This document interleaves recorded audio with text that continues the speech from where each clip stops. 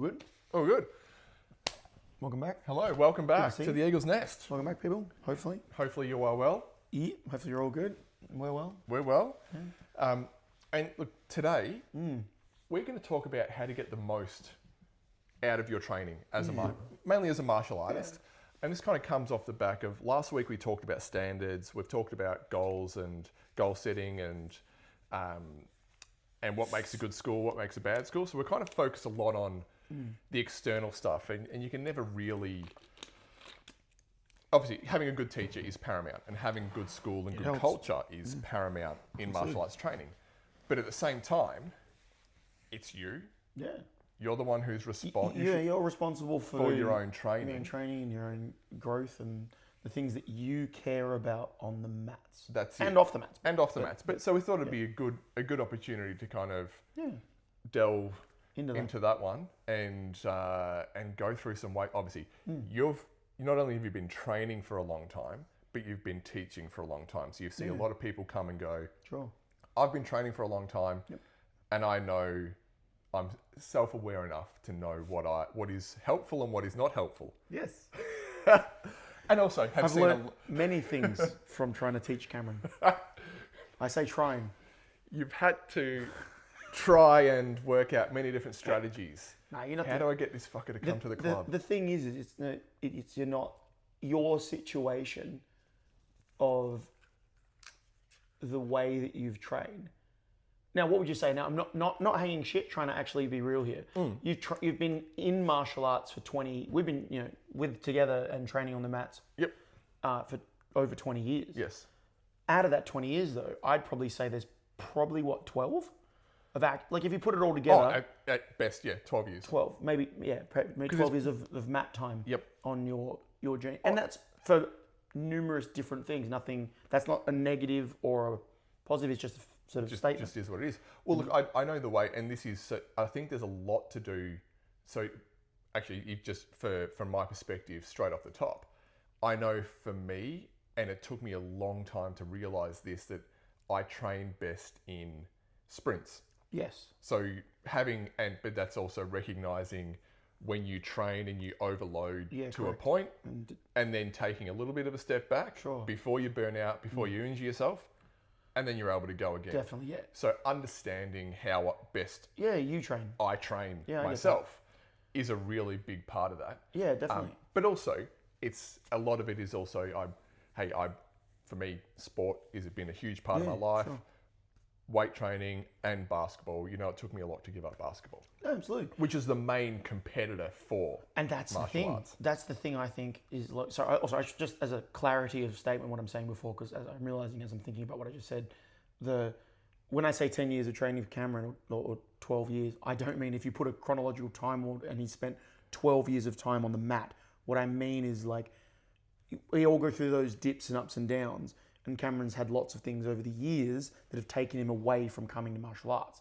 So when I mean like 12 years, it's like he's been training consistently. So, might have been twice a week, 3 times a week, once a week, but just consistent training for the things. Because if you added the actual time to get, like I've been training 36 years, but I haven't done 36 years of training. Does that make sense? Yeah. When I think about those time on the mat. Well, all up. But I would say I've done probably 30 years of consistent training. Yeah. And so all up, I started martial arts when I was 17, so that's 48 years. That's what I mean. So 48. Fuck. What do you mean you're not 48? 28 years. 28 years. My math is so bad. You're okay. 28. I'm not even 48 years old. That's what 20. So 28 years, but of that 28 years, so the first 2 or 3 years were really consistent. Yeah.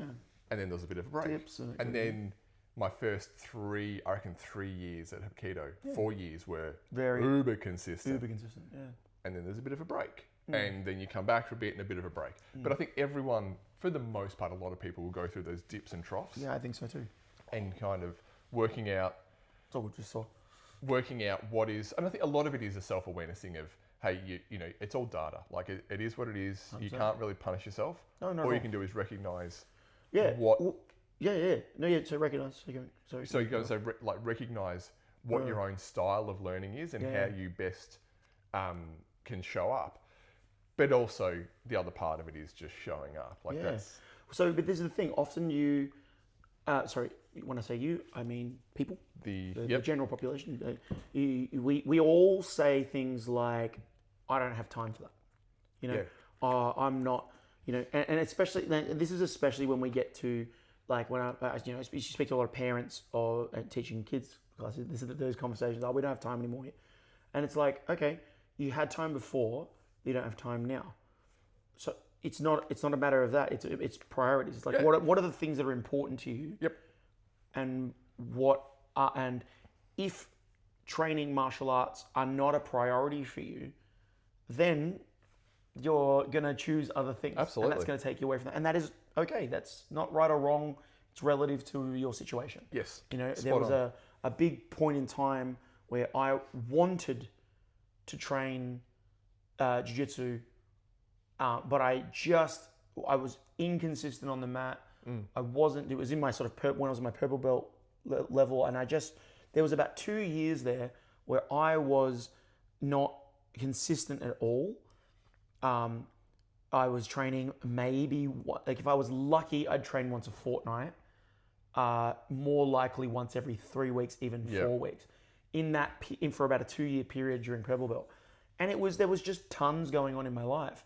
And while the want to go to jiu-jitsu, and it was also I was training at a club with Thiago, but it was not convenient to get to. It wasn't easy to get to. It took a decent amount of time to get there. You know, it was at least a 45 minute trip one way. And so that it built in with working, home life and things, it instantly took a back seat because it was just difficult to do.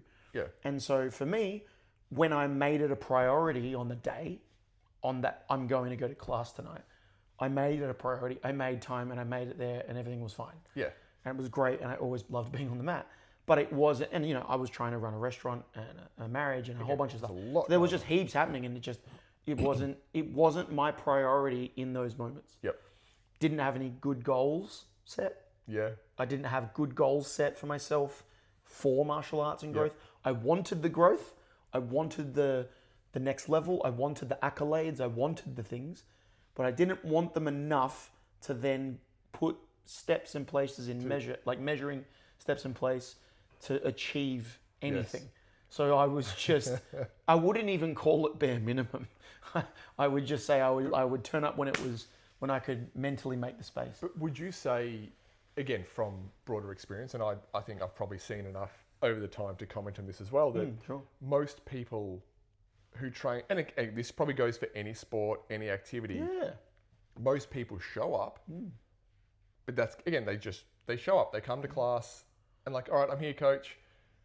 So I think most people, there's a statement that's been floating around recently on socials, and it's most people want an instructor, not a coach. The difference being they want to rock up Yep. and they want an instructor to just tell them what to do Yep. and go, here's, right, you are doing this, go. And they go, great. Go and do whatever it is they're doing. Whereas a coach generally, this is just an opinion, to be honest, okay? It's just an opinion. Instructor versus coach. A coach is going to go, this is how you get better.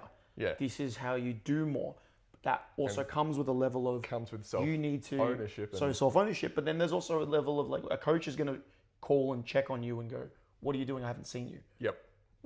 Be at the club today. Yeah. You have goals and I'm trying to push you towards your goals. Yep. The people who want instructors, it's not that they don't want you to call, but they're just not hanging on to that. Like they don't, they're just turning up for the most part because they enjoy doing the thing and it might be a little more social and a little more of a casual thing that they're doing. They might have, and then there's also times where maybe you haven't had that conversation with your coach or instructor yet. Hey, can you help me with this? Or Yeah, that sort of absolutely. stuff. So on that topic of trying to get the most out of what you're doing, right? I think for me, it's funny. I can watch, I can see my students now, and I can, like, I know the ones that are gonna progress faster than others. Yep. There's multiple reasons for that. Most of that is consistency of training. Of course. I would say 50%, easily 50% of that Yep. is being consistent in your training. if you're training once a week, it's better than no times a week. Yeah. But if you are consistently training once a week, at least you are consistently here on the same day or that like once a week, and you are going to get some level of learning. If you're doing that, if you are consistent twice a week, it's obviously going to give you better results. Yeah, of course.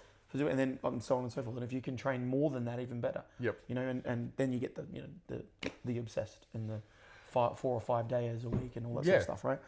And but you can also see some people come to class, and I'm guilty of doing this myself, and I'm much more guilty of this in a gym space than martial arts space. Yep. But when I turn up to train, or they turn up to train, and they've turned up because they told them they wanted to come, but they're not present.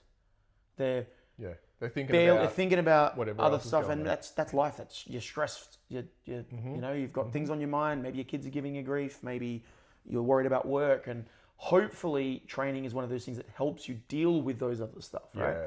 But then you have to then be able to tell you, like, you have to be able to have that conversation with yourselves. Like, okay, maybe I'm not progressing as fast as I want because I'm not as present on the mat because I'm stressed. So how do I deal with those sort of things, Well, that's actually a really hard one, because you would hope that it's not I think for me, training definitely does help you with just overall stress in general. Sure. I don't think anyone's ever finished a martial arts class, A workout. or a workout or training session and gone, I wish I hadn't done that. I feel like shit now. Yeah, totally. I mean, I imagine most people get to the end of it and go, oh, that's awesome. I feel better. I've got that endorphin rush, a bit less de-stressed. But yeah, you can always, I think you can go through periods of that, oh shit, there's just a lot going on. Yeah, 100%. And I'm not quite present. Yeah. But it's also the big part of, the overarching theme of how do you get, as a student, how do you get the most out of your training? Yeah. Well, obviously showing up, like you said, consistency is going to be the king. biggest rock. Yeah. That's the biggest one you can do, because just showing up time after time 100%. after time, you are naturally going to get better. And you spoke about this I think it was in the Hapkido episode, or a previous episode, where you've seen some of especially the younger students, when that you might not see the sharp, like a rise in the skill level like you do with, or it might not be an even rise in the skill level like maybe with older students or adults. But they just keep showing up long enough, and all of a sudden, they can do the thing. Yeah. And that's just through almost sheer factor of just being there. 100%. Like even if you're not 100% mentally checked in. I've definitely got a few kids that have been with us now for especially in the Hapkido space in particular, 4 years, give or take. Some of them even longer. Some of those kids that are in that intermediates and semi-advanced levels, getting towards advanced stuff, when they were beginners, I 100% was like, there's no way this kid's staying. Yeah. It's too difficult. Yep. It's, they're not quite coordinated enough yet. It's not that they couldn't be. I just thought, off the back of watching them, we never gave up on them. Yeah. We always trying to teach them. But I was looking at them going, no way they're staying. You are, yeah. No way. Give you 3 months. Give you 3 months tops and they're See you going to later. be gone because Yeah. it's too difficult. To their credit, they've stuck at it and they've got, they can do jump and spin and kick stuff that I never thought they were going to be able to do. And it's just because, are they the best in the class at it? No. But if I look at where they are now, where they were when they started to where they are now, Yep. consistency. Yeah. Consistency, turning up. I think the right support with their parents. Yep. Encouraging them. Hope they've stuck with us, so seemingly the right support from their coaches. Yeah. And just now that they can do some stuff that I was really I remember watching their last gradings in particular and just being blown away of how awesome and how far they've come and been. Like, that's so cool. And that was an awesome. It was actually a really good thing for me to see at the time, because we were in that moment sort of trying to work out how are we doing the right things with the kids, questioning and are we how the progression like you goes should always be. I think as a coach, you should always be questioning what you're teaching. You should always be really looking, try something, do it, look at it. Is it working? Is it not? How can we make? If you're constantly trying to make it better, you're always staying on top of it. As soon as you get complacent, is when stuff starts. Yeah, happening, absolutely. right? But yeah, students, right? So I think for me in particular, it's funny. I think I've always been the kind of person that picks up physical things a lot easier than others. Mm-hmm. Yep. That being said, if you asked me to read it if you gave me if you wrote down the instructions and said, here's exactly how you're going to do this technique, it would take me 10 times longer to do it and learn it, because the reading portion of that's really difficult for me. Yeah. But watching, doing, and then relating that to how I'm going to do it is far easier way of learning for me. Obviously, martial arts are very physical. Is that kinesthetic? I can never get it right. Yeah, kinesthetic. Kinesthetic learning? Yeah. Yep. So what is the two things? Sorry, kinesthetic, and the other one is the audio. Auditory. Listening, which I can't remember the name for. I can't remember the name for it. Auditory, I don't know. You watch it. There's watching, There's listening, listening. and there's reading. Like, and I'm visual. I'm watching. Visual learner. Visual learner is much better for me. I'm largely the same as you. Yeah. Like mimicry, you can see the movement. Yeah, You can if I can imitate the watch, I movement. can mimic, and then once I mimic, I will learn. My body will learn it, and then I can understand it, and then if I understand it, I can teach it. Yeah. And then, for me though, I wish I've definitely, I wouldn't call it a shortcut, but I would like look at that and go, the way that I've trained and gone through doing training, I wouldn't say is necessarily the best way of doing it. Yep. In that, in these days, especially as a coach, I think I've always shown up ready to go, ready to train, and excited to train. And then whatever I'm doing. I wouldn't necessarily say over the years, especially the earlier years, much better in my later years, but in the early years, I wouldn't say that I planned my training or what it was that I was trying to get better at. Yep. Largely though, immersion, right? Like we've been talking about language recently. Yeah. You want to learn a language? Immerse yourself in it, right? Absolutely. For me, because I was so obsessed with training, and so I was just here all the time.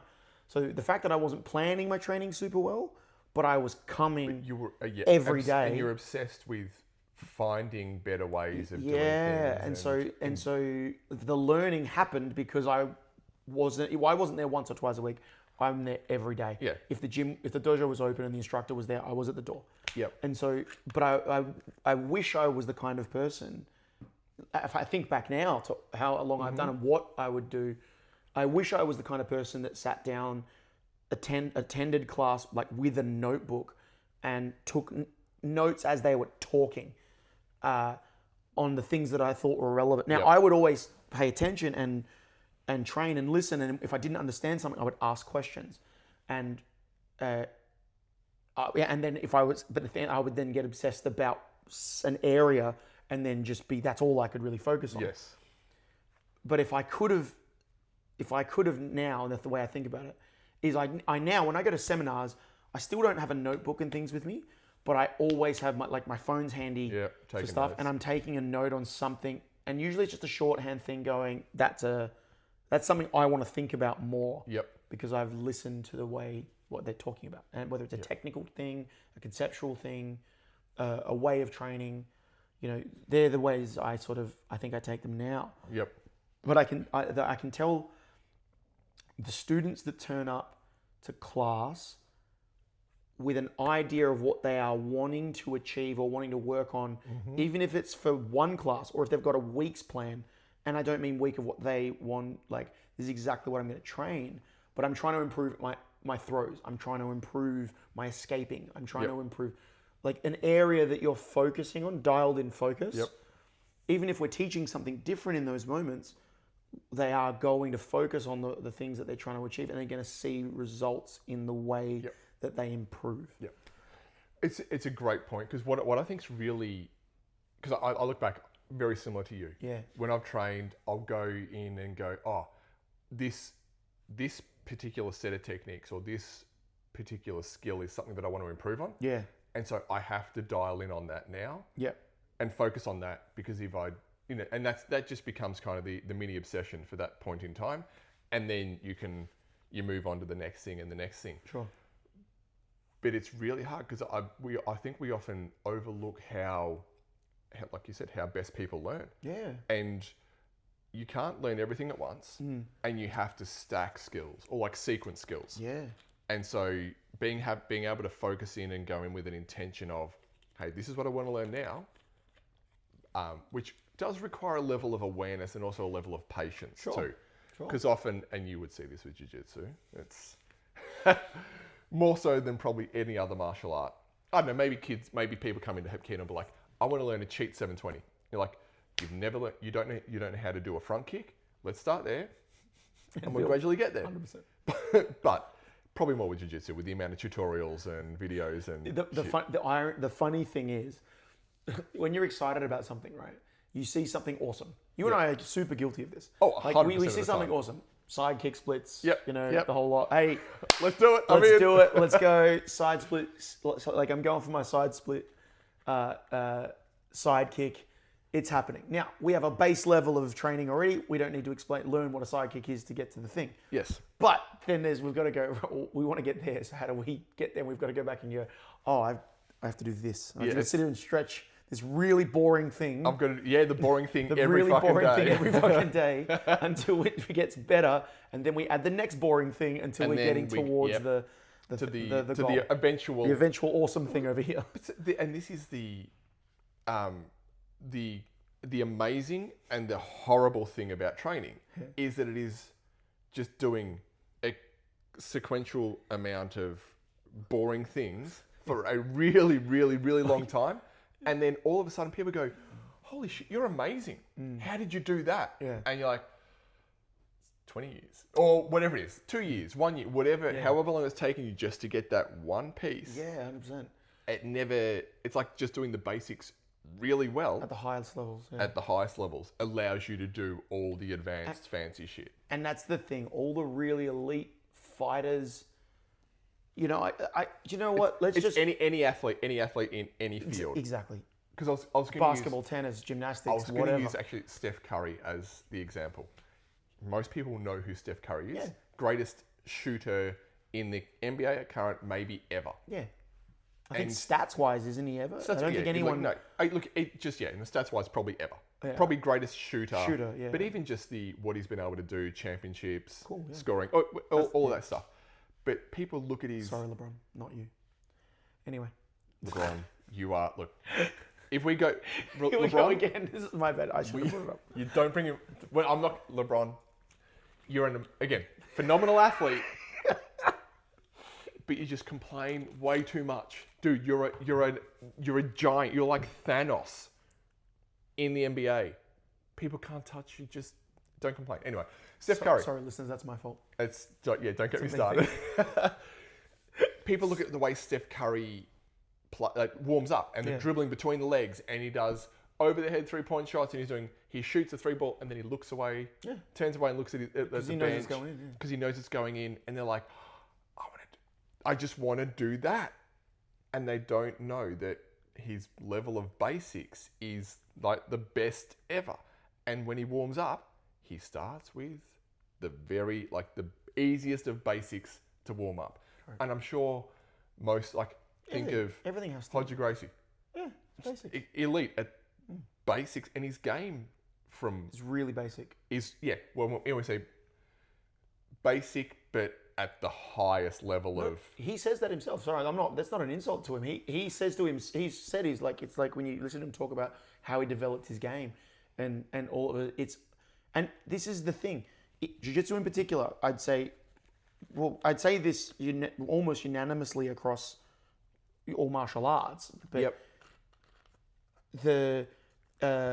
you see them do elite level techniques, right? And usually it's the slip and then they knock them out, like UFC stuff, right? Or boxing, whatever. But they're just doing they're doing basic techniques done at a really high level of competency. Yep. And then the basic technical work, your timing gets better, your fight IQ gets better.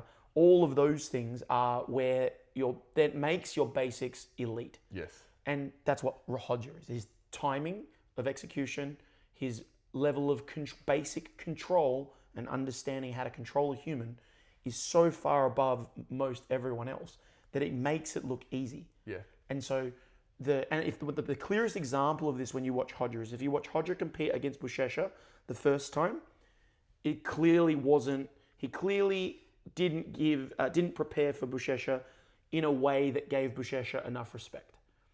Not a disrespect to either. Roger just was like, I'm just gonna do my thing. yeah, And Buchecha clearly trained like a motherfucker yeah, for that match, so he was ready for Roger, and he did an amazing job at it. Then you go and watch the second one. Yeah. And you watch Hodger shut his shit down Yep. and sub him. And because he went, okay, now I just got to pay a little more attention Apply the right and level apply of the respect. right level of technical stuff to what he's doing. Yep. And you watch him shut him right the fuck down. Yep. And that's basics done At at a high level, at a really high level. That's the reality of what being a really good jiu-jitsu black belt is you are doing basics, just timing it better, setting it up better at a far better level in front of being a white belt, blue belt, purple, so on and so forth. Yep. But yeah, anyway. So but the same, like I said, fucking Federer, one of the best tennis players ever. Yep. Absolutely. Man, like if you went and asked him what his routines for training were, he'd probably start with some real simple basics. Yeah. Whatever 1A is of Correct, tennis yeah, is like, all right, correct. I'm out doing 1A. Footwork, I don't know. I mean, I don't Yeah. actually know what the basics would be for tennis because I've played a little bit, but I'm not good enough to give any Neither am commentary I. on it. He starts with his I don't know Yeah. whatever he starts. And then he with. works on his way up in his routine to getting onto his technical stuff and then spinning balls and all the rest, right? Yep. Cricket, I don't care what it is. You've got to start.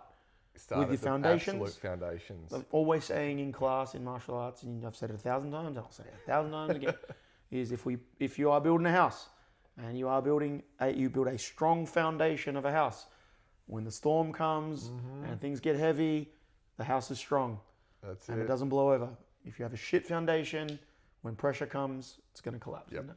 And so 100%. that's the thing. If you build your house on strong foundations, you will likely weather the storm. Survive this. Well, that's also a really hard. So we Mentality. live in a world of 7-minute abs. Yep. Shout out to those of you who get the reference. But we live in a world of like hack. We're going to hack progress. We're going to get there as fast as possible. We're going to. Now. I want it now. results. And I'm guilty of that as well. Going, hey, what's the shortest path from A to B? When really, I think there's a lot of credence to just kind of squeezing as many gains as you can from each level. Yeah, sure. Because, like you said, that's building that foundation. And it's quite often a lot of people will go. You might go. The progress might be great. Like you might go point A to point whatever. I don't know, Q, pick a letter, wherever we're going, but you don't get much depth. Yeah. And you don't get the full depth and understanding. You might know a lot of stuff, but you don't have an understanding of how to apply it Sure. and the timing and reading the other person's body movement, whatever else. Sure. And so you're kind of doing yourself a disservice because by the time you get to there, it's really hard to then go, shit, I've missed out on so much of this because I haven't had patience to really go deep on the basics. Yeah. Now I've got to go back and I've got to. I can remember my coach. A shout out to one of my first coaches, Bernie Jenkins. And in the early days, I was that kid. I'm that guy. Hey, coach, I am so excited because all I've been thinking about is this submission. I've YouTubed everything. Yep. I found all these fun things that I don't know anything about that are really, really exciting, and all these flashy lights. And I'm coming to coach, and I'm like, hey, can I talk about this? Can you show me this? Can we do this? A million things. And coach is like, to his credit and his patience, he's like, that's great. That's exciting. You can't hold anyone in side control, so maybe we'll do that. And I'm like, and my deflation, but I just want all the shiny fun stuff. Yeah. He's like, that's great. We'll get to the shiny fun stuff. But the shiny fun stuff is much easier. This. Yeah. And I was like, and don't get me wrong, it'd still give me a little taste of something fun. Yeah. But then it would it was that, and it was, and like same, I'm a kid in a candy store. I'm looking at all the exciting fun stuff, and he's constantly trying to bring me back down to earth. He was like, just calm your tits and focus on the easy shit. Focus on this. And then focus on the basics, and the basics will make that stuff easier. Yep. And that was I wouldn't even say that I learned the lesson in the time that he wanted me to learn the lesson. But as soon as, and every time that would happen, I would find myself a week or two later going, those things he's been telling me to do, in my mind I felt I was already doing, but then realizing how much I wasn't doing. Yep. And as soon as I started doing it, I was like, oh, this is what he means. Now this person is not escaping anything because I'm just pinning well. Yes. And now, I can see Yep. the submission that's available that I haven't been able to get. And it was always never something fancy or fun. It was just one of those basic ones that I couldn't do well. Then all of a sudden I'm picking the submission up because the basics are better. And it's like, yeah, but it would always, that lesson, correct knowledge. that lesson wouldn't like, I can even think of techniques. I can think of things and moments when I'm training that are at purple, brown, and even black belt, where I'm like doing a basic submission that I'm doing, and something's gone click, and I've gone, oh my god, that's why. Why is it taking me this have long? I just haven't paid enough attention. And then what it is, and I think honestly, as a coach, I think I've learned more about myself and more about the technical side of the art forms that I love by teaching than I have by being a student, because because I give a shit, it's forced me to go, do you understand this? Someone's asked me a question about something, and I'll go. Isn't that how you learn twice when you teach? Yeah, 100%. So I think that's a big one. Teaching it definitely helps. But just to come back to one of your earlier points. So if we say to people, hey, look, you've got to find a good school, and you have to have, it has to be good culture. You've got to have helpful instructors and people who are prepared to listen to your bullshit, but also to push you. Showing up with taking ownership over your training and showing up with intention can be a really daunting prospect for a lot of people, because unless you know, like sometimes you might go, all right, and look, in real terms, if you're showing up infrequently, then You've been much better this last couple of years. I've been a lot better since I quit basketball. But showing up infrequently, it's hard to show up with intention, because you're kind of dipping in and out, 100%. and you're like, all right, what are we doing today? Okay, I'm just getting back to standard, back to the ground level. But if you're showing up more frequently, it can sometimes be daunting to say, all right, I know I should be, or maybe you don't even know that you should be doing it. But if you're trying to show up with intention and focus on something, you take out, it's a huge, okay, we've got all this stuff that I could be learning. What should I be focusing on? Sure. And is it best, like from your perspective, should they be, hey coach, help me out here. What do I need to work on? What should I be focusing on? Is that a conversation that people should be having, or what's the best way for people to show up with intention? Yeah, if you don't know, for example, if you're not driving, if you don't know what to focus on, you need to talk to your instructor or your coach, and go, hey, I want to improve. And it's good. I think if you have a good relationship with your teacher, and they should be approachable. You should be able to go to your coach and say, look, if they're not, that's a bigger problem. You've got a bigger issue you need to find in school. But if you should be able to go to your teacher, coach, professor, guru, grand poobah, whatever they are, and say, hey, how do you think I can improve? Now, sometimes that conversation might lead you down a path you didn't realize. And quite often, like I had this conversation with a student who was here, on the mats. What am I doing wrong? The question was at the end of the thing, what am I doing wrong? And I think he was expecting a technical, this is exactly what you're doing wrong. And all I said was, you're not turning up enough. That's it. Yeah. The reality is right now, where you are and what you're doing is, I'm seeing you every 3 weeks. Nothing can be done once every 3 weeks. You want to get better at this, you need to work out the time to be here. From there, we can then build on, the technical bits will follow. But if I can give you all the technical advice in the world right now, but if you don't turn up to do the work, it's hard to there's nothing I can do about knowledge. That. Like you've spoken about this before. Like one lesson a week, obviously better than none. But it's almost, you're kind of just maintaining your knowledge at that point. You're showing up and you're remembering what you did last time. And then you may be building a couple of percent. But it's really hard to progress a lot on one class a week. It's very hard to progress on one a week. You can maintain, you can polish. You can polish. It's very hard to improve on one anything a week. It doesn't. I mean, you won't learn. It's just going to be slower. And that's not unique to martial arts. No, that's anything. You go to the gym once a week. Awesome, but you're not going to improve as quick. Like you'll get some benefits. This probably. Sorry, I'm going to cut you off. Finish your thought. No, you go. This probably leans in really nicely to, for example, let's say you are only coming once a week. Let's say that's all you are capable of in whatever it is you're doing, weights, martial arts, anything. Yep. You, even more so than anyone else, have to be more planned 100%. than the person that's coming 2 or 3 times a week.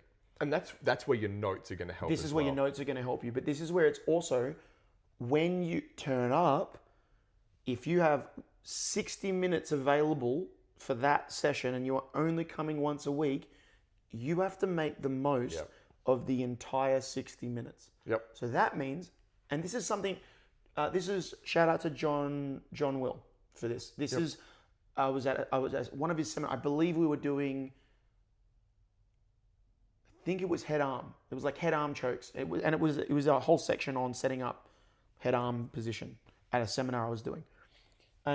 But he was talking about, in that conversation, John quite often will drop this whole bunch of just philosophy and knowledge in his seminars. And I've never attended a seminar with him and not come away with something in my mind going, oh, I don't know anything and I've got to learn everything. And how do I've got to think better. Shit, But truly, this particular seminar this particular note has stuck with me forever. And I've passed this down as a teacher to my students on many occasions.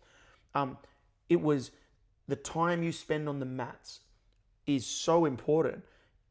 When you are here and the coach goes, right, go away and do reps, arm bars, knee on belly, whatever it is, freaking reps in the gym, whatever you're doing. If Cameron and I train and we both turn up once a week and we both come for that same hour every week, but every time we do hip escapes, I do 10 more hip escapes than you do. Yeah. That is a multiplier that goes across the entire year. If we've done 52 classes a year and you've done 520 reps, but I've done 10 more than you every class, I've done more reps in the year of that particular movement drill. I'm going to be better at that thing. Absolutely. And that for me, even though it's such an obvious thing, when we talk, but this is the difference between when we're on mat. So in particular, the way it relates to it is you and me go like this. We're doing a drill, and we might be a little bit like, okay, I've done that, cool, feeling okay. Yep. And then we're chatting about how you've been and what you've been up to, what you're doing this weekend, and all those things. That's not a bad thing. That's great camaraderie, and we're talking whatever. But we could be doing the drill 10, 15, 20 more times. Yes. Because then I look over our partners over there, and they've been repping it non-stop for the entire time that coach is helping other people. I'm just remembering your voice. Your face and your voice going, guys, what are you doing? What are you doing? Keep going. And that's the thing for me, if you can have that mindset, and most importantly, if you're a once a weeker. Yeah. If you're a once a weeker in anything you're doing, and you're going to go and do, I'm just using tennis. I don't know why I keep coming up with tennis. But the Australian Open. Yeah, whatever. Maybe, I don't know. But if I'm going to practice my serve and your coach goes, right, go practice serves, and he's doing something else with another student or something, right? And you're practicing your serves and you get there and you do 10 serves, and then you're just waiting for coach to come back to you. Yeah, I've done the thing. I'm waiting for you. Yep. No, keep doing the thing. Yep. The amount of times I turn around in class and people are like, and I'm like, look, I understand. And it might be because I'm helping someone else and I'm trying to get back around to the room, or we're trying to move on to the next technique. Keep doing the reps. It doesn't mean that you need to do them as hard as possible, but if you can do them as technically as possible and understand them, and even if your brain goes, oh, I'm done, I know that. You might know it, but just do the extra reps. Yeah. Because those will add up over the classes that you do. Yep. And if you may have ended up doing 200, 300, 400, 500 more repetitions than your training partners in a year. Yes. And that does help. It's an absolute multiplier. It's an absolute multiplier. Absolutely. And it's like, and it's, now, there are obviously caveats to that. It's like, when you're doing your strength training, we talk about 6, 8 reps, 10 reps, whatever. But I think it's still relevant where I'm in the gym a lot, and my mind blows every time I see other people in the gym like, why are you here? What are you doing? Correct. Now maybe I'm really guilty of that in the weight space. Yeah, I'm trying my best to be better at it. But you get kind of a pass because you're training hard here, and I get it. Like, the gym is not your favorite place to be overall, but I'm talking more from the perspective of, like, I get why people do it, but at the same time, you're showing up and you're kind of fucking around, and you go to the gym, you exercise for 3 minutes and you talk for 45 minutes, and then you finish off and you're like, all right, job done. And then you look in the mirror every week, or look at the scale, or look at how much you can lift. And you're like, why aren't I getting any better? It's because you're not actually putting in the reps. You're not putting in the work, and everything really does come down to your intention. Intention of training. When I show up to the gym and do weights with really good intention, and this was one of those hard lessons. I remember the patient, and I got to thank you for the patience you've had with me on the weight side of things, especially in the real. I'm just paying it back, mate. I'm paying it back. The infancy days of me trying to start to go to the gym, and we've talked about on the strength podcast, when we talked about strength and stuff, was I can think about going to the gym and just being like that first 4, even 3 months, even full 3 months of just decision fatigue, getting there and fluffing around for so long on like, what am I doing? But as soon as I made choices on, this is the intention of what you're doing for the day, and the choices were removed, those are the best. Those were my best workouts, and I felt the best from it. 100%. And all of a sudden, as I was consistent with that, the results started to come. That's it. And that's the thing. If you want to be an armbar assassin in jiu-jitsu, then you need to be understanding the technical parts of it, understanding the timing, and then finding it. Coming into class with intention of, I'm going to collect arms. I'm going to get to that position as often as possible. That's what I'm going to chase it. And this is the thing I'm trying to achieve. And it won't always be perfect. It won't always be, you won't always get all the submissions that you want or all the things. But if you are mindful of what you are looking for, you will start to see it. Which is that Tony Robbins clip where he talks about, there's a clip that did the things, he's like, hey, think of a color in the like. Oh the yeah. thing, When right? you start to that intention, you start to see that the whole thing. It's like it's confirmation bias. You buy a new car. Yeah, and you and see that car everywhere, right? Oh my god! I look around everywhere. How many people have got the same car? Exactly right. But do you know? I think there's a couple of things kind of built into that as well that can be prohibitors for people. One is fear. Yeah, sure. Especially going to the gym as an example is. As long as it's like safe, comfortable space, like the people there are reasonable, there's not a whole lot of fear, except unless you're squatting a heavy weight or you're doing something like this could legitimately cut my head off. Hurt me. But you can kind of operate with a sense of freedom in that sense. Sure, yeah. Martial arts. Sometimes you come here and you're like, I want to try the armbar, but what if I don't get it? What if I get caught? Or you stand up sparring, you're like, I want to try this combination, but what if I get punched in the face? And there can be an element of fear where people go, I really want to try it, but I'm too scared. And that's a really big part of learning is you call it failure, you call it data points, you're not failing, you're learning, whatever else. But you literally just have to try the thing over and over and over again. Yeah. And it's that Michael Jordan quote, something about missed more shots. Everyone sees all the shots I made in my game, but no one sees all the ones I missed. Yeah. How many times I missed and how many times I've all the times that he's failed, he's prepared to accept failure. Yeah. And you have to, and especially when coming in and going, all right, I'm going to chase an arm today. Yeah. And getting to that and then going, oh, I've got an opportunity and taking it rather than going, oh, but if I don't get it, I might get tapped. Like, end of the day, who cares? Yeah. Who cares? Yeah, that's it. But that's a little bit of a hurdle to overcome. Yeah, totally. The other one is, I know there seems to be and it's a very Australian culture of a lot of people hate to be seen to be trying hard. Have you? Yeah. Are we talking about that cool, like, I don't care thing? Kind of. It's people like, they'll try to a certain level, but then... Sorry, I'm just 22 Jump Street, the second one. It's like, he's trying. He's trying. What a nerd. What a nerd. That's number one. Yeah. Is it? Yeah, it's when he's double strapping. Yeah, double strapping. Double strapping, and he's like, huh, and he punches the guy. And he's like, like, because I'm gay. It's like, because I'm black. No, it's not because you're gay and black. I punched him and he had to turn out to be gay and black. It had nothing to do with... So good. Oh, what a good movie. What a good movie. But people sometimes don't want to be seen to be trying their best. And that can be a thing of... And I don't know. There's people far smarter than me can explain where it comes from. But it's a very prevalent culture where a lot of people are like, all right, I'll do the thing, but I don't want to be the one going the hardest or going 100% in class, or saying to my training partner, no, let's do the extra 10 reps, because they're sitting there having conversation. And you have to kind of be comfortable with being like that nerd or whatever you want to call it, who's like, no, I'm only here for a short amount of time. Yeah. I want to get the best out of my training. Yeah, definitely. Like it can be a confronting thing, especially in Yeah, a it group is. of, big room full of big people. And it's hard too. Like don't get me wrong. Like you know, when you're in a martial, there's a massive element of team environment in martial arts. There is.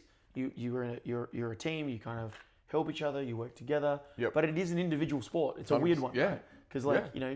Soccer. You can't play soccer with just yourself. No. You can't do basketball. Well, you can can practice train, basketball by practice, yourself. but You you can't can't play a play. game. Yeah. It's pretty boring. You just run them back and forth, shooting goals. 100%. Like shooting baskets. But martial arts, you can compete individually. Yeah. But you can compete as a team.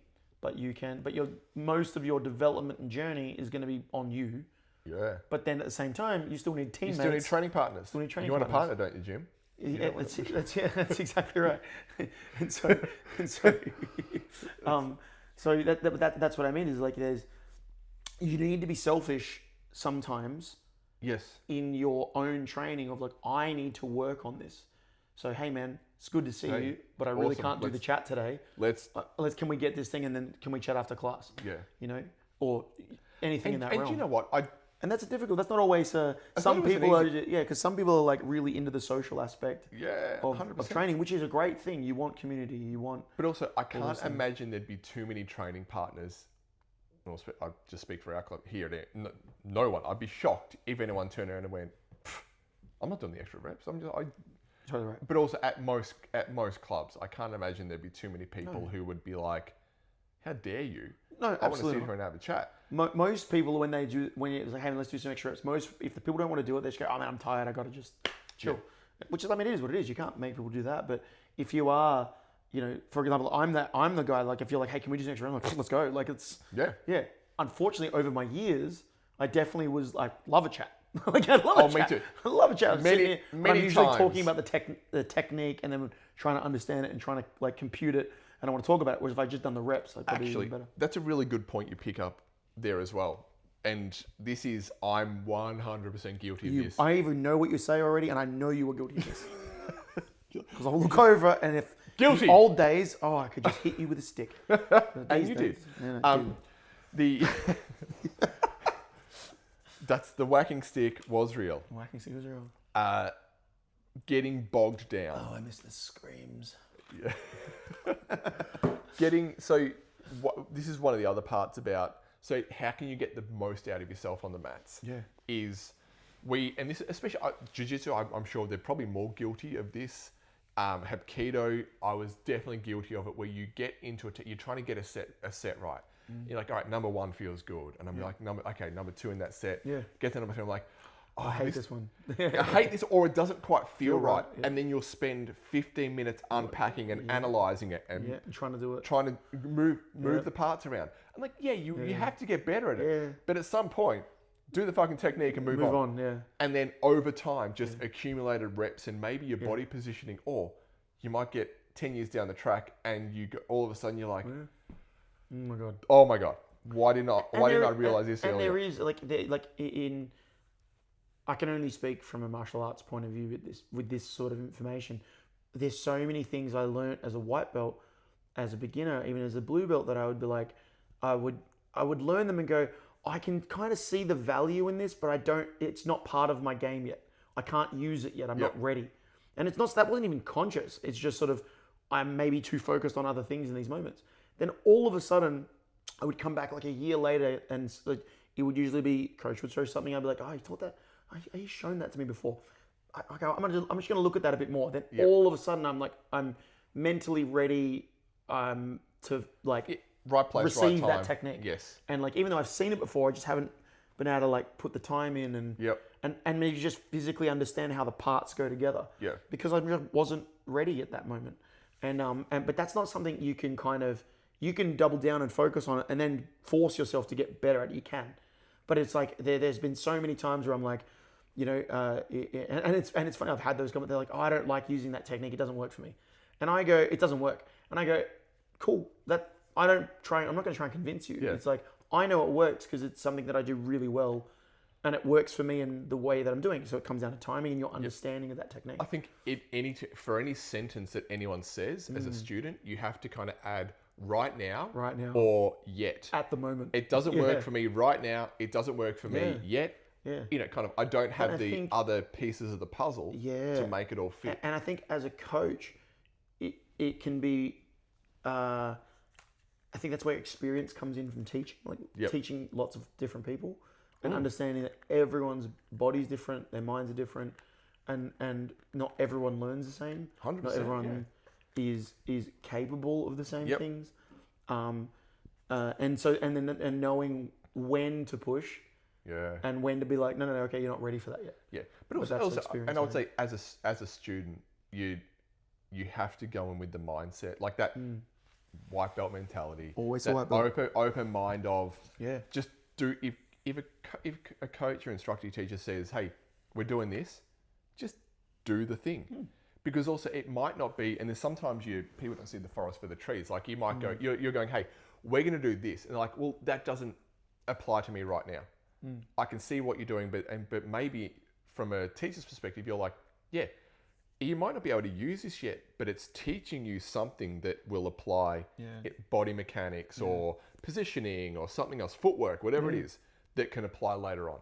And it's funny, like more I think about it, like learning. When I first started teaching Hapkido, first started teaching Jiu-Jitsu, all those things, in my mind, so initially I made the mistake that I think a lot of instructors make, is we're trying to teach the really cool shit that we love. Yeah. Things like in those moments, the things that are exciting to me. Yeah. But as a teacher, it's not about what you like, it's about what they need. Yeah. And that was a hard lesson learned for me in the way back in the early years, because I realized I'm like, I'm showing them these things and they can do the technical portion of the thing I'm showing them, but they don't understand the base of movements for this to be effective for them now. And it was one of those, like, that's such an obvious thing when you think about it. But as a coach, you're like, I'm excited about this. And they're like, that's great. I don't even know what that is. Yeah. I would say everyone, I've coached like youth basketball and netball, and you're like, oh, we're going to do a crossover. Oh, you can't dribble. No, but it's like, yeah, we're going to do this and we're going to do it this way. And then you look at the kids and you're like, oh, you're kind of there. Yeah, we should be able to get it. But then they're looking at you going, we don't. And you're like, okay, yeah, you're missing steps 1, 2, and 3 before you get to step 4. Yeah. But it's really, again, it's learnings on both sides. I think as a student, you have to show up and be prepared. And look, ask as many questions as you want without being a complete pest. Don't interrupt. But your job is also to ask questions and be curious. I think that's one of the biggest things and that's probably one of your great strengths is, and even you, and I know Scott as well, being curious about just martial arts in general and technique and why things work and how they work, which has led obviously to the rabbit hole that is now your life. Absolutely. But always being curious, but then just do the thing. Because if you do the thing more often than not, over time you are going to get better. Absolutely. I know for those, Chris Bumstead, for those of you who don't know, Mr. Olympia, like I think he's current or 1 year, but he's like the most Olympias won ever, I think, beat Arnold. And so that's bodybuilding, for those of you who don't know. He's seeked... You see that with the stash? Yeah, the stash. Yeah, I saw him just recently. Yeah, that's what I thought it is, yeah. He's jacked. Yeah, well, Mr. Olympia has to be jacked. He's like part of the he's like one of the... Yeah, that is pretty much the for prerequisite for being Mr. Olympia. He is Mr. Olympia. They should just call it Mr. Jacked. If there's not a bodybuilding competition out there, Called we are Mr. going to Jacked. start one called Mr. Jacked. Although that could... There's a whole... No. We're not going to start that I am one. here for the wrong... Okay, I'm sorry, I didn't read the flyer. I've been doing the I didn't read the wrong training. Furiously doing the wrong training. Furiously, Tina. Anyway. Shit. He was asked a secret to his success. Yeah, right. And it was just showing Show the up fuck up. every day and doing the same boring, consistent stuff. Yep. which is the secret to The secret sauce. to I know. anything. But again, Do the work. having a plan, doing the work, Yeah. and one thing we've spoken about, but we haven't discussed. We've spoken about previously, haven't discussed today, is putting yourself in the best position to learn, like physically, Yeah, totally. like being in relatively good shape and relatively fit and flexible, and is going to give you the best opportunity to Man, get the most out of your training. A right? really great example of that is myself and one of the other coaches here, Chang.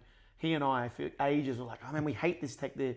Is like single leg X and like the inverty stuff and getting upside down, all those things. And then both of us over the last, the last couple of years, Yep. both lost some weight, got a Yep. bit fitter, got a bit stronger.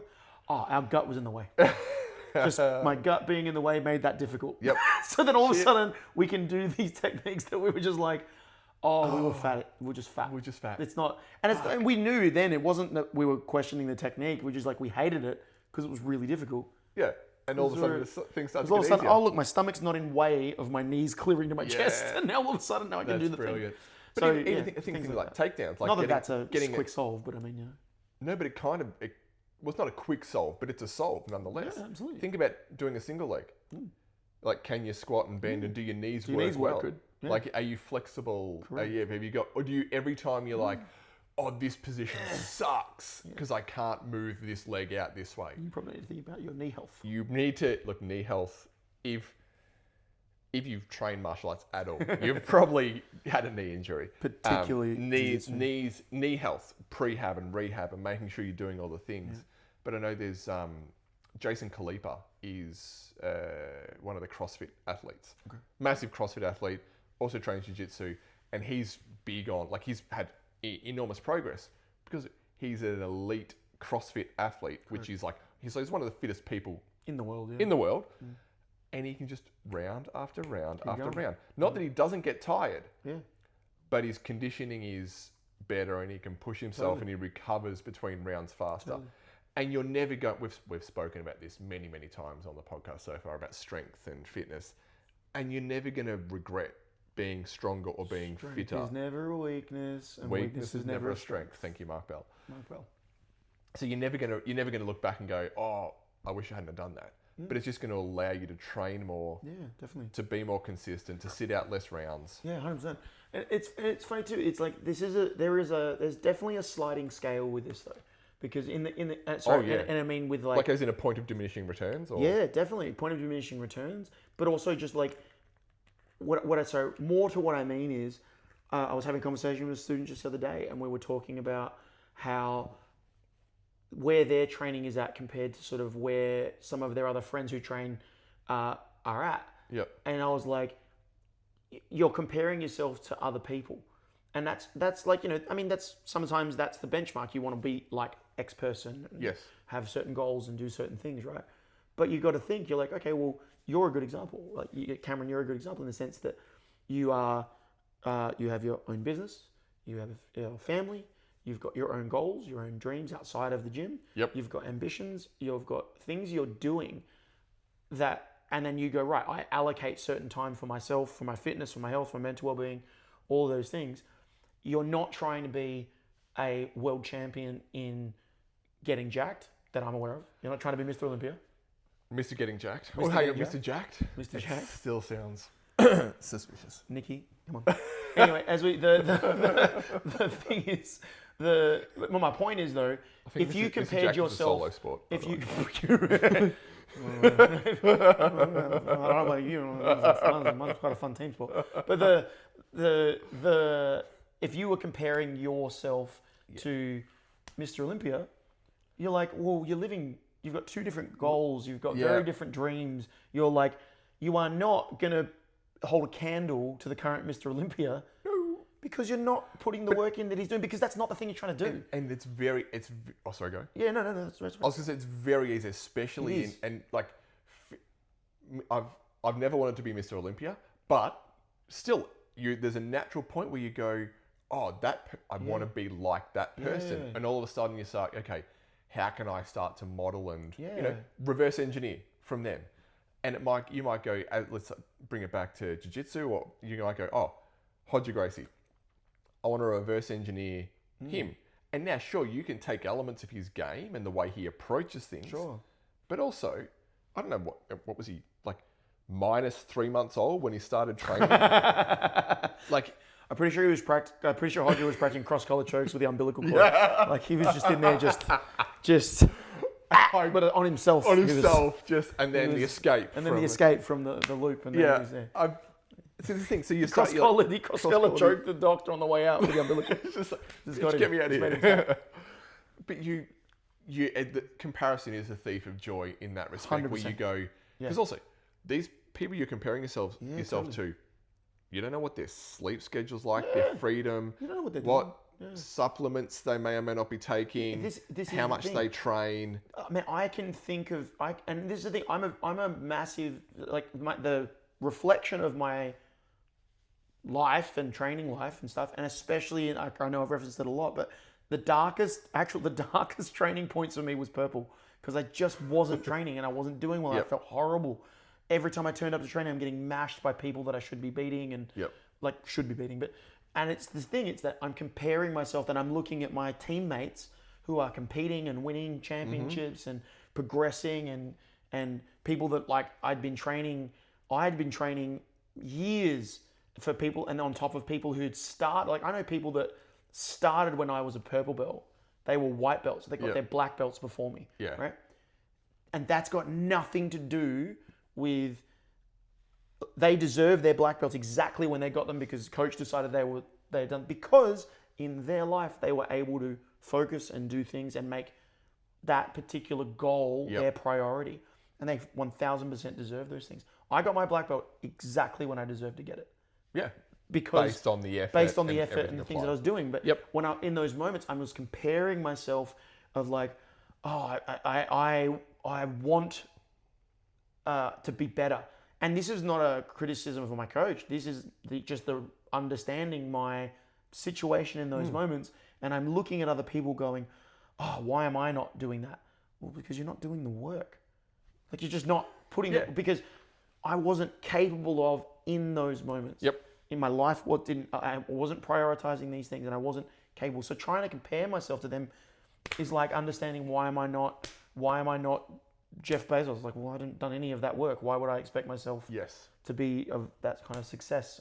It's a bad example, but I know you don't want to be like, well, Bezos is jacked now. He's jacked now. Don't know if he trains jiu-jitsu. I just mean success. I'm just I get success, I understand. right? That's all I'm really referencing. But no, but you're 100% spot on, and it's also and this is kind of a good segue in a moment, but you do have to just go, all right, where am I at? Me plus one, like where I am now.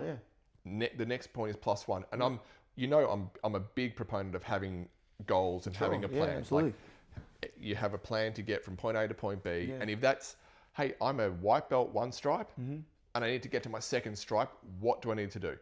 And you look that far ahead, and obviously the eventual goal might be black belt or world domination, whatever it is. But having a plan to get from there, but then at least going, all right, this is where I'm at now. What do I need to do to get to the next step? And it doesn't even have to be grading. Grading can just be that's the thing too. Be a byproduct of grading and improving and getting stripes and getting new belts and all that stuff is just a byproduct of doing the work.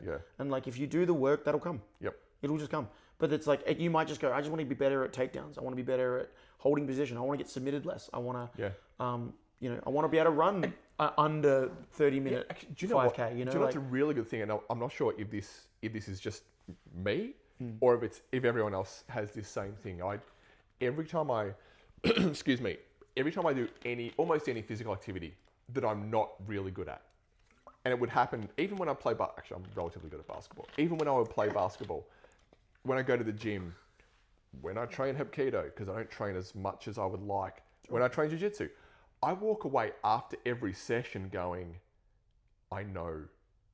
I know. Even if I've had just a fun social training session, I walk away going, I know what is next. What is the plus one for me? Because I sit in a position or I do something like, that needs work. And it might just be, you need to work on everything because that's where you are. Or it might be something very niche, very specific where you go, I just couldn't get this. I need to work on this. And this is a good segue back to your point earlier of taking notes. And I think the way that you take notes is definitely going to help your progress and your training. I think so. Like being specific, being honest with yourself. Sure. It doesn't have to be you're not writing a journal. It's not, Dear diary, today, dear Xander Mr. put Royal my head into the wall. Yeah. Can we Xander. Could we link that to that? Absolutely. Could we post it? Absolutely. It was fantastically funny. It was good. It was just good training. It was just We were doing choke escapes Yep. with a Pressed against a wall. press against the wall, underhook, turn the corner. Yeah, got reversed. And someone whose name shall remain Xander. slammed my head into the wall. It was great. It was fantastic. We'll post. We will, with Cameron's permission. We will post the clip. The clip 'cause off the video cameras. It was great. It was good fun. It was good. No, you're totally but- right. I have said to numerous people, and this is the thing. I am guilty of not being this person because I show up. I would train so much that I would kind of address the things I wanted to do the next day. Yep. Right. But if you are time poor, if you have a really busy mind, you're managing lots and lots of things. Yeah. Finish your class, whatever it, Hapkido, Jiu-Jitsu, boxing, whatever you're doing. Finish your class. Sit down and write just a brief. It doesn't need to be pages long. Yeah. What was good about what you did? What was bad about what yeah. you did? And then the thing for me, so this is one of these, like, I think as beginners, you can start doing these things. When you start doing this sort of stuff, what you start to see is the patterns of the stuff that keeps popping up. Yep. Right? And it might be, let's just use arm bars. We're talking about that. Got submitted with an arm bar here. Tap to an arm bar here. Then little note, ask coach about arm bar defense. Whatever. Next day, or next training session, right? No, arm bar. Then every week, every fortnight, every month, review your notes from your sessions. And if you've got something that's popped up more than 3 times, you need to address it. Yeah. Can't get out of side control. Can't get out of side control. Can't get out of side control. Can't get out of side control. You need to go and work on escaping side control. Yep. And these are just really, so those note-taking stuff aren't always for epiphanies in the moment or the perfect understanding of an escape. What they can be great for is just identifying direction. 100%. And helping you understand how am I going to get better at this thing? Yep. And if you can do that, I promise you, if you have direction, and then it means, okay, if you just started doing it, you need some data before you're going to start getting your focus. Yep. Do it for a month, every session, man, and do it in your gym. When you do your workout at the end of your weight session, what went really well? If you don't log your workouts, you are not going to improve because you don't know what you did. Yeah. And you go back to the gym next time, you're like, oh, what did I do last time? Oh, I'll do this. Yeah. And you don't know where. Hey, that can be recording the weights that you lifted, how heavy you lifted, what your goals are for it. you lift. If we're talking gym, the exercise, What did you the do? weight, Yep. the number of sets, the number of reps for each set, it. bang, and at the end you're like, hey, like a one line. Yeah. This was awesome. Yep. This didn't feel great, and then move on. For me, it's like I take note of stuff like I was really struggling with bench press for a bit. Yep. And I'm just like, can't seem to get past, I think it was like 65 kilos at that time. I couldn't get past 65 kilos. And I was like, cool. And look, it wasn't a big deal, but I didn't have any major goals with it. But as I looked back, I went, oh, need to address this. Like, just what am I doing wrong? And it was a formed issue. Yeah. For me, it was just like, and then I realized I went and started talking to you. I talked to Mikey and some guys I know who lift. And I was like, hey, can you just check my form on some things? And they're looking, oh, try this. And all of a sudden I broke through that barrier just because I was like, I paid attention to something that was just stopping me. Yes. You know? And that can be, and that's the thing. You go to your coach and you go, oh, my coach, I keep getting stuck in back control. I keep getting submitted from the back. What are they submitting with? I don't know. I just keep tapping from the back. Yep. All right, well, let's look at it. And you can have some focus on the progressions and the things that are there. And so for me, those sort of things are just, if you want to improve.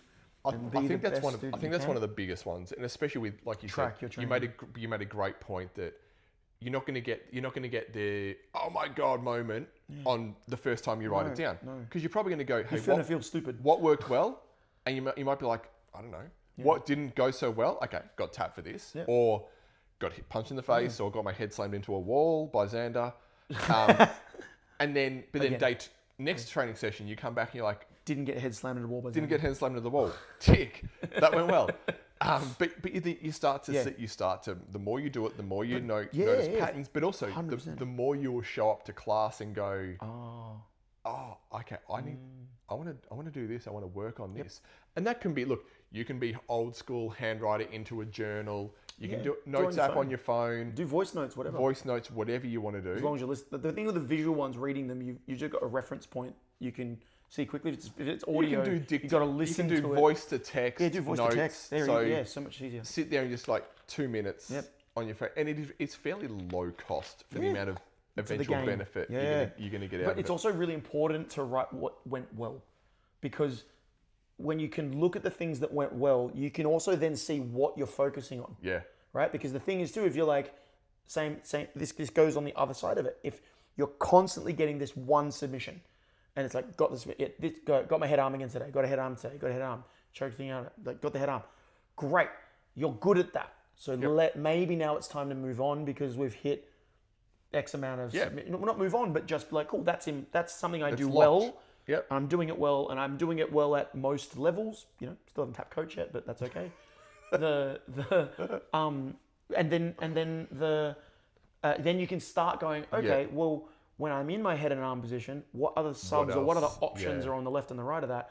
And you can have direction. so you're not being tunnel vision on just one thing. Correct. Tunnel vision's fine if you're trying to improve it. Yeah, If you're trying to improve that thing. Yeah. But once you feel like you've improved, okay, keep practicing it and broaden. and broaden Maybe your... put it on maintenance. Put it on and then maintenance, Add something else into the rotation. Absolutely right. And this is what we talk about skill stacking and sequencing is that's how Yes. you go, oh, head and arm, you move it from priority to over to maintenance. Yep. And then what's the next one that flows in? What in like a logical next progression from there? So the thing is like Hapkido is so structured for teaching that what we want you to learn is set. Yeah. As far as these are the base techniques you need to learn from white to black belt. Yep. And so you don't really kind of have a what do I need to work on in the technical sense. Yes. You have a sparring sense. Hey, why am I keep getting punched in the face? Because you keep dropping your hands. Yep. Like it's like, or whatever it is. Or how do I catch that kick better? Right. This is how you do that. Yep. There's techniques to learn there. Jiu-jitsu is so wide and broad. We have base techniques you want to learn as foundational work, but from there, it's so broad that everyone's learning something different in their own progressions of the things they're working on. Yeah. So when you come and go, what do I need to do better? What we've got to identify is what are you doing? You've got to identify what am I doing to then work out what is the left and the right of that or the up and the down of that.